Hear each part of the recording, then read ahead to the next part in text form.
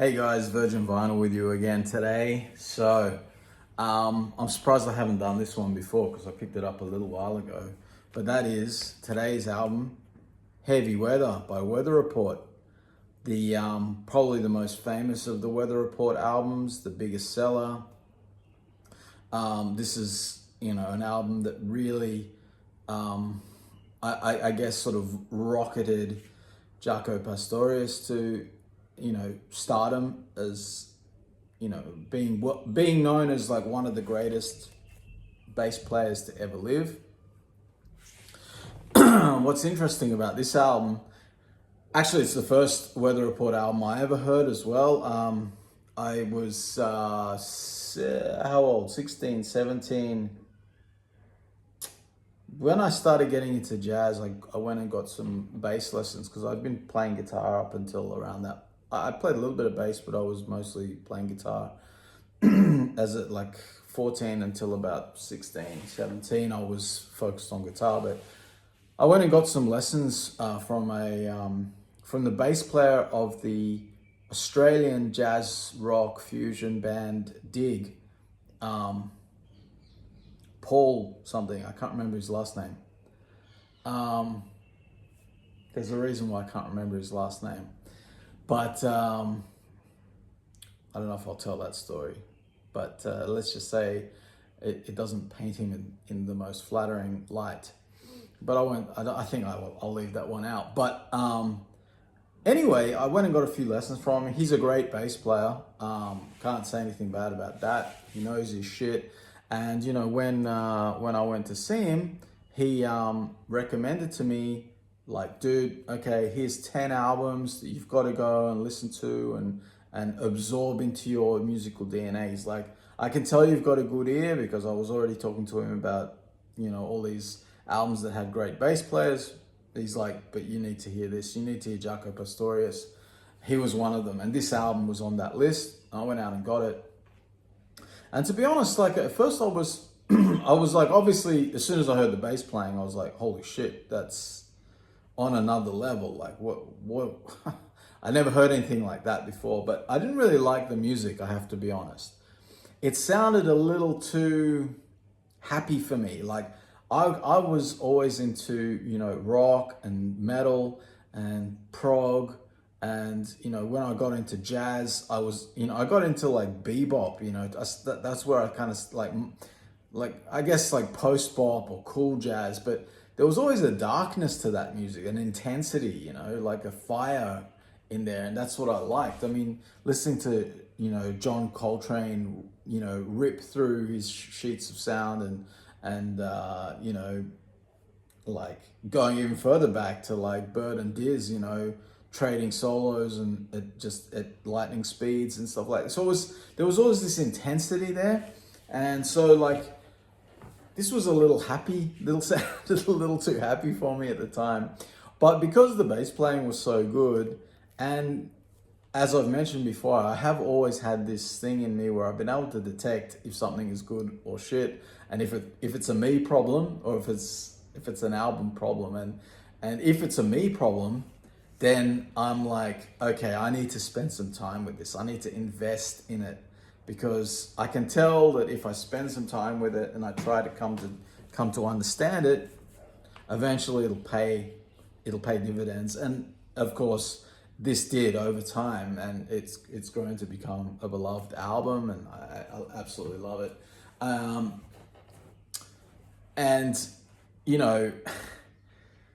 as a bass player, I think, there's certain guys in my life that have, been sort of earth shaking, and Jaco is definitely one of them. He's not the only one, and he's not the main one, surprisingly enough.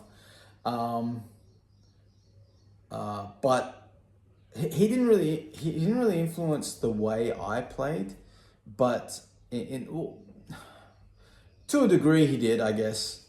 But just maybe the fluidity and just that sort of, he just has this natural groove that no other bass player sort of naturally has. So it's a unique groove. I'm not saying he grooves better than anybody, but he has his own unique signature groove.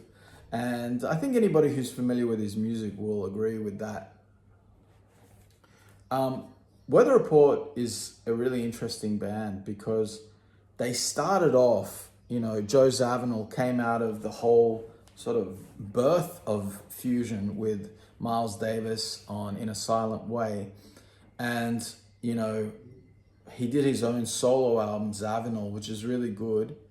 And I think that has In a Silent Way on it as well, if I remember correctly. And I think a better version even than the Miles version. It's a piece written by Joe Zawinul, of course, but played differently by Miles. And Joe came out of that, hooked up with another alumni of Miles's band in Wayne Shorter, the great saxophonist Wayne Shorter, who is another musical genius like Joe Zawinul. Both of them are incredible composers and band leaders and instrumentalists in their own right. And they also hooked up with I can't believe I'm mentally blanking. Miroslav Vitus, there you go. He's one of my favorite bass players. And the three of them formed the band Weather Report. And they would have lineup changes on every album and everything like that. The first Weather Report album, it's kind of like similar to the Zawinul album, but not as good in my opinion. I think it's just, it's really like avant-garde jazz, avant-garde free jazz. And it's sort of, but electric, of course. And they're really pushing and everything like that, but it just, I don't know, I just feel like that album just lacks some fire. So it just sort of doesn't quite cook for me. It doesn't quite get out of second gear, and I just don't go back to it very often. It's not bad. It's still really good, but I don't know. For me, really where I love Weather Report the most, even more than this, is I Sing the Body Electric, which is an incredible album. In my opinion, it's well, I won't say it's their best, but it's my favorite. And I've got that on vinyl waiting for me when I come to America in July. It's sitting at my dad's place with about 30 other records. And then, of course, that they would change. They did Sweet Nighter, which is also really good. Hip hop would draw a lot of influences from that album. Then they would sort of change direction again. Miroslav Vitos would leave the band, and the other people, and they're constantly changing lineup. And it's basically, once Miroslav leaves the band, it really falls under the control of Joe Zawinul primarily, and Wayne Shorter to a degree. But Wayne is sort of Wayne has other things going on outside of the band where he's the main driving force. So he sort of seems to let Joe direct the ship, and Joe starts to push the band into a more commercial direction, or into a direction that's more streamlined, less avant-garde, and more accessible. And I guess the shorthand for that is commercial. But then you get like albums like Mysterious Traveler and Tail Spinning, which are both excellent albums. Like Mysterious Traveler is also a contender for one of their best. Tail Spinning, also a great album, really underrated album. Seems to nobody talks about that album. Some great playing on there. Weather Report is like one of the classic fusion bands where there's not a whole lot of like burning solos going on. Like it's not like Mahavishnu where they're just trading fire solos and stuff like that the whole time. It's a lot more it's really interesting. There's sort of these compositions, but there's like there's improvisation within the compositions rather than soloing over the top of changes. But it's And that sort of continues on throughout the band. That's kind of the way Joe likes to do things. Then they get to Black Market, and that's where we first see the introduction of Jaco Pastorious. And, you know, he's great on those couple of tracks that he's on. And then he joins the band. Alfonso Johnson was the bass player before that, and he's great. I love his playing. He's on so many great albums. Really, really underrated bass player who I absolutely love. I love as much as Jaco. Jaco is more flamboyant and more, I don't want to say unique, because I think Alfonso is also unique. But yeah, more flamboyant. He's more showy in his playing. And I love both of them. I love both of what they do. I think I love more albums that Alfonso's on though. So maybe that's why I like him at least as much, you know. Jaco joins the band and they put together this album, which is their most commercial album, their most accessible album. You've got songs on here, but what's interesting as well is that, you know, Joe and Wayne, they allow Jaco to bring in some of his compositions as well. And he brings in Teen Town, he brings in Havana, and he contributes to the other stuff as well. But most of the other stuff is a mixture of Zavinul and Wayne Shorter, as you would expect. Birdland is a classic album opener. A Remark You Made, nice tune. Not like probably not one of my favorites, but I dig it. Teen Town, you know, like for bass players, it's like it became like a standard. You know, it's just so infectious and groovy and incredible and so funky, and the bass tone on it is just so incredible. It's just an incredible track, you know. The drumming's a little bit boring on that one, to be honest, but the bass playing is insane. The Harlequin is really good. Yeah, Rumba Mama is like Badrena, like doing his thing, you know, Manolo Bandrera. And, you know, it's a bit of fun, I guess. I kind of find it a bit cringe, all that screaming and yelling and stuff, but whatever, it's all right, you know. It's the 70s, you know. I've got an open mind. Palladium's really good. The Juggler's really good. Havona's really good. They're all smoking, you know. Playing is top tier. Jaco is going off like crazy. But you know what's interesting? Like I've just had this recently. I've had this argument on Facebook with somebody in a metal group, and somebody said something about, like, you know, it was kind of like a question like who should have replaced Cliff Burton in Metallica, you know, and somebody kind of jokingly wrote Jaco Pastorious. And then somebody wrote like, you know, Jaco could never have, Jaco, like, all he was a noodler, and he could never have like handled playing that kind of music, you know. He was too undisciplined and too, like, all he liked to do was solo all the time. And I was just like, that just pissed me off. I was like, man, are you retarded? Like, Jaco is one of the great musicians of the 20th century. He is a great composer.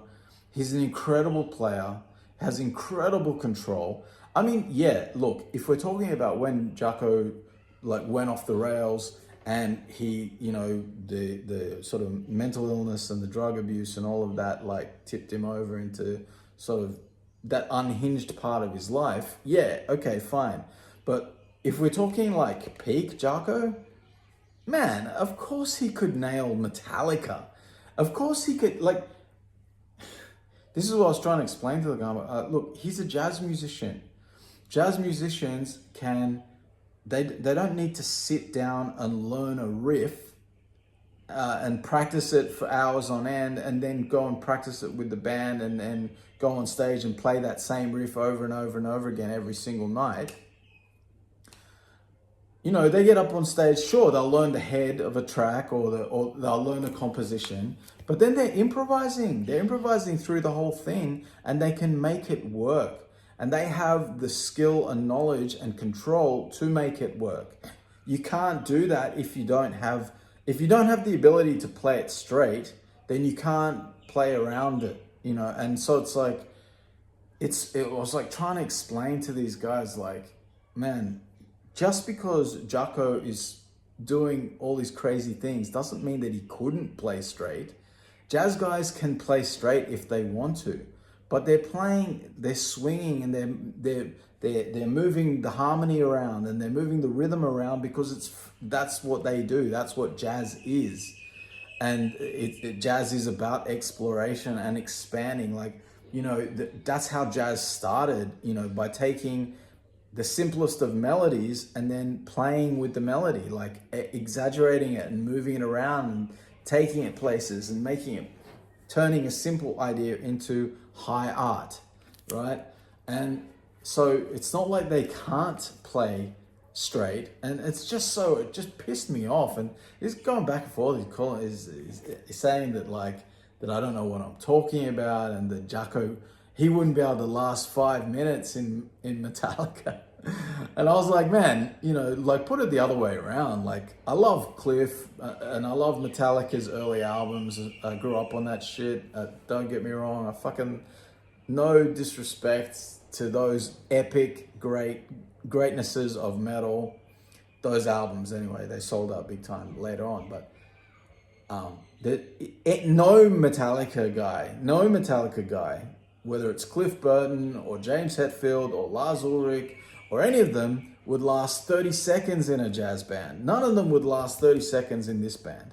None of them. They wouldn't. They would collapse. The only one, maybe Robert Trujillo, the current bass player. He's the only one who I would give a chance because he has studied some of this shit. And he is a big fan of Jaco and studied Jaco. So maybe of all the Metallica guys, that he's the only one who could maybe handle it. I think he maybe could handle it. But none of the others could. Cliff certainly couldn't. Anyway, it really annoyed me. It's like, people just don't understand. Like, they mix up their own, like, biases and stuff like that for, like, if you have what's your musical taste? My musical taste is I like metal. And I think metal is better than everything else, okay? But is it technically better? It's not. Like, I love fucking metal. Metal's like, my 3 favorite pillars of my music are jazz rock fusion, metal, and prog, right? And those I love equally, pretty much. Probably jazz rock is a little higher, maybe. But I know that, like, I can say that pretty much I'm just trying to think if there's any exceptions to this rule, but no metal musician, like, if you take the best metal musicians and then the best jazz musicians, they're not on the same level. They're just not. The jazz guys know their shit way more. They know their harmony inside and out. They know their theory inside out. They've studied everything and taken everything apart and played, like, it's just not the same fucking thing. And it just annoys me. It just pissed me off, this stupid argument with this guy. Anyway, I guess that's a lesson, that you shouldn't get into arguments with people on the fucking internet because they're full of shit. Anyway, he thinks I'm full of shit. But I'm like, dude, you're shitting all over Jaco and saying Jaco couldn't handle this, Jaco couldn't handle that. And he didn't play any rock sessions, you know. And it's like, he wasn't into that kind of music. He was into R&B, like old school R&B, like rhythm and blues. He was into, like, Latin music. He was into, you know, jazz, of course. You know, he wasn't really big into rock and metal. If he'd been interested in it, a talent like Jaco, a fucking prodigy like Jaco, would have, of course, nailed it. I said to the guy, like, if you took Jaco and put a gun to his head and said, okay, you need to learn, like, the Metallica set list for tonight, he would probably just, like, listen to it once and be like, yeah, no problem. easy peasy, and get up there and probably play it better than anyone's ever played it. That's my assertion, and I stick by it. Anyway, Heavy Weather, incredible album, absolute perfection. Well, not absolute perfection. That's a bit over the top. I could ditch Rumba Mama, and I know a Remark You Made is a popular tune, and it's pretty and everything like that. It's a little bit too sort of sugary for my taste a little bit, but still, it's fine. It's cool. I like it. I can enjoy it. As I've gotten older, I can appreciate more things. You know, it's interesting because I've noticed that, like, with most normies, the music they loved when they were a teenager, that's pretty much it. That's where they're at, you know, for the rest of their life. They're kind of locked into that. And they're not, I'm like the opposite. I'm like, the older I get, the more I've sort of, my musical taste has really, it's expanded. It's interesting because that brings up a whole nother topic, because in a way, there's much more stuff that I like now. Many more albums. I've discovered many more albums as I've gotten older, but they're probably more albums within the genres, the established genres that I already liked, you know. I'm less like when I was younger, you know, when I was sort of in my late teens, early 20s, I kind of was exploring like the gangster rap of the 90s, like the early NWA and, you know, Dr. Dre and all that shit, Snoop Dogg, and I don't listen to any of that anymore. Like, I have no need for that shit. You know, there was a time when I was like, you know, taking a few bingers and, you know, partying every weekend. And so I was listening to a bit of, you know, trance and, you know, all the sort of nightclub underground doof shit. I would not put any of that shit on ever again. I don't need to ever hear that. All I want to hear is real bands burning, and these guys are that, and they always will have a special place in my heart, and so will this album. And to that guy, if he's fucking watching, Jaco rules, you're a fucking idiot. Metallica rules too, but Jaco kicks his fucking ass when it comes to skills and abilities. Anyway, guys, that's it for today. Hit the like and subscribe. Subscribe to the fucking channel. Why not? Like and let me know what you think. What's your favorite Weather Report album? Do you agree with me that Jaco could have handled playing in fucking Metallica? I reckon it's just such a stupid question, because of course he could. Of course he fucking could. If you say he cannot, you do not know anything about music. You don't know what you're talking about. Of course he fucking could play straight bass lines. I mean, of course he could sit down and let's say some craziness he couldn't pick it up in the first 5 minutes of hearing it. He could sit down and learn it. He's saying that Jaco, the great fucking Jaco, couldn't sit down and learn a fucking Metallica bass line. I learned that shit when I was a beginner, for fuck's sake, and I'm nowhere near as good as Jaco. Anyway. All right, guys. Thanks for watching, and I'll see you next time.